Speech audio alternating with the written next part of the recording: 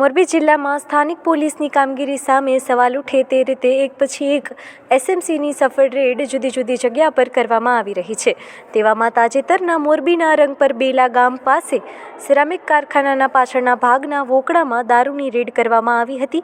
ત્યારે ત્યાં સ્થળ પરથી 750 લીટર દેશી દારૂનો જથ્થો મળી આવ્યો હતો, જેથી કરીને દારૂ, મોબાઈલ, રોકડ ગાડી વગેરે મળીને 4.67 લાખ રૂપિયાની કિંમતનો મુદ્દામાલ કબજે કરીને 2 આરોપીની ધરપકડ કરીને અને 3 શખ્સોના નામ સામે આવ્યા હોય ત્યારે હાલ 5 શખ્સો સામે મોરબી તાલુકા પોલીસ સ્ટેશન ખાતે ગુનો નોંધાયો છે।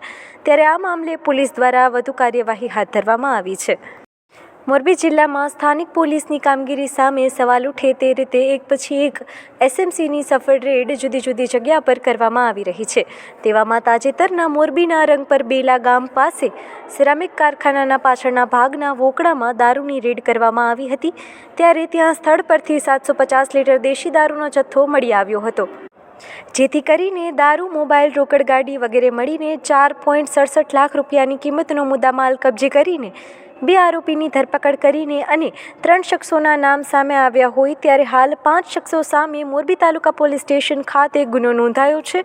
ત્યારે આ મામલે પોલીસ દ્વારા વધુ કાર્યવાહી હાથ ધરવામાં આવી છે।